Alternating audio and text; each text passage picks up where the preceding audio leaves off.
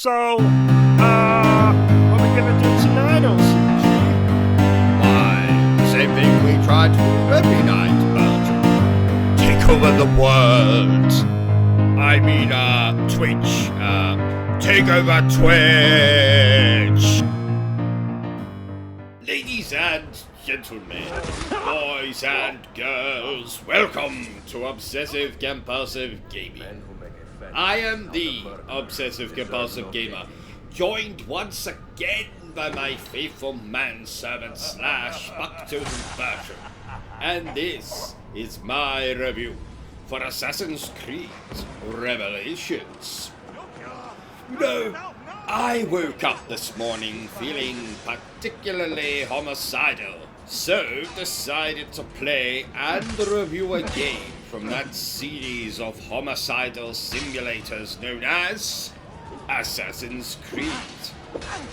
And I know exactly what you're thinking. What do you play, OCG, if you wake up and you're feeling frisky? To which I say, well, dear viewer, I wake up next to my wife, so I am, and never have been, frisky. Now that might sound unfair to all of you feminists out there, but you've not seen how truly hideous my wife is. I think she would even struggle to be accepted as a real-life lesbian. And as we all know, dear viewer, real-life lesbians look like Rosie O'Donnell. Or Abby from The Last of Us Part 2. So, Assassin's Creed Revelations was originally released for the you-know-what and the other you-know-what in 2011. But as per usual, I am not reviewing that version of the game today. No. Today, I am reviewing the PlayStation 4 version that released as part of the Ezio Collection in 2016. And, spoilers, no matter what version of the game you play, Revelations is one of the best Assassin's Creed games. Does everyone in this city know I'm here already? You know, I've been wondering, with a title like Revelations, I thought this game at first was returning to the CD's survival horror roots and dispensing with the action movie nonsense the of contents recent of Altair's entries. library.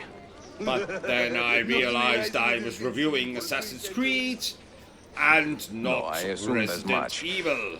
But I never expected Now, to find Templars something guarding I it. meant to mention in my Assassin's Creed Brotherhood review, but every single Assassin's Creed game begins with a message that reads something along the lines of inspired by historical events and characters. Is there no heir to the This Ottoman work throne? of fiction was designed, developed, and produced by a multicultural team of various beliefs, sexual orientations, and gender identities. So, that technically means that there could be a Satanist, a pansexual, a Between the witch, Templars and the Ottomans, a hermaphrodite, an Orthodox Jew, a necrophiliac, a Scientologist, an objectophiliac, a member of Hookers for Jesus, and yes, that is real, look it up right now, and a druid on the team making these games. Isn't that fascinating? And yet, terrifying. Moving on. So, let's do our obligatory summary of the story first. After murdering his love interest at the end of the last game, Desmond is now in a coma of sorts, I think, and has to relive memories of Ezio and Altair to get back to his body, I think. How much? So, It's like the movie Insidious, just without the freaky ghosts. Or Patrick Wilson in a dress. Now, you might be thinking, my God! That's German for my God. Desmond murdered someone? How awful! But let's not forget, dear viewer, number one, this is an Assassin's Creed homicidal simulator. And number two, technically Ellen Page made Desmond do it. I like the way you think, Ezio. Now, some of you might not get that joke, so let me break it down for you, dear viewer. Ellen Page was in a film called Juno, and the weird goddess, ancient being, alien thing that appeared to both Desmond and Ezio is called Juno. That's right. Therefore, Juno made Desmond do it. So I just substituted the name Juno for Ellen Page. You see? To be both funny and informative.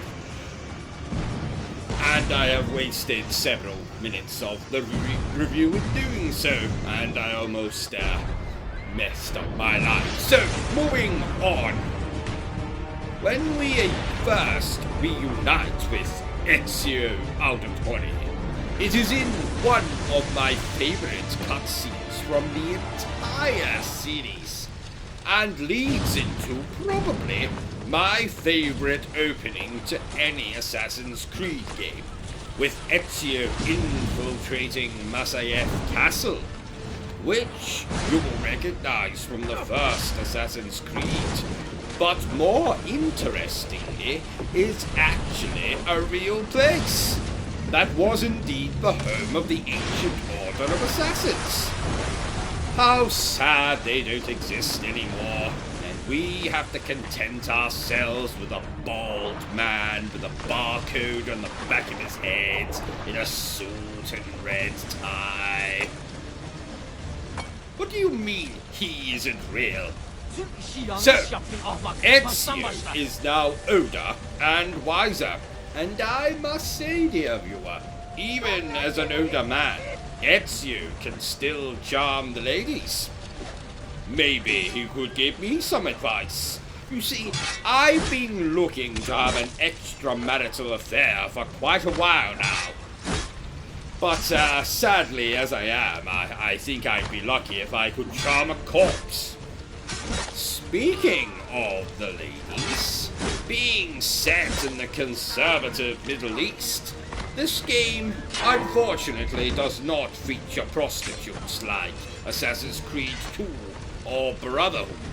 Instead, in Revelations we have gypsies, which I suppose is just another word for prostitutes. Yours is not a subtle approach. What?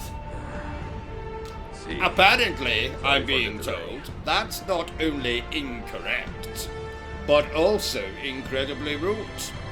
So, with that in mind, for the purposes of this review, I will refer to the gypsies as hookers. Moving on. So, gameplay. You know the routine by now. Climb buildings, jump off buildings, follow people, kill people. Though this time, there is a little tower defense minigame added. Or, as the game calls it, den defense. You know, I have that in my very own boudoir. You see, if anyone tries to open my front door, intruders are pelted with excrements and a large fat man is released, crushing them.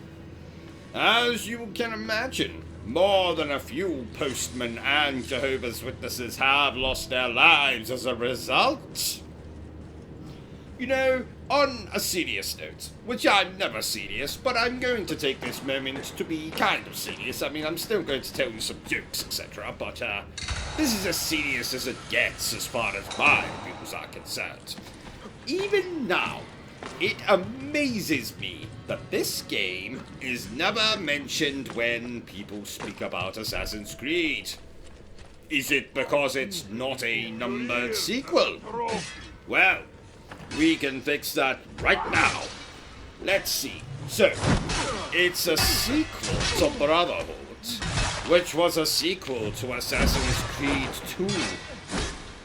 But it's also a prequel to the first Assassin's Creed, and then a sequel to that game, but a prequel technically to Assassin's Creed 2.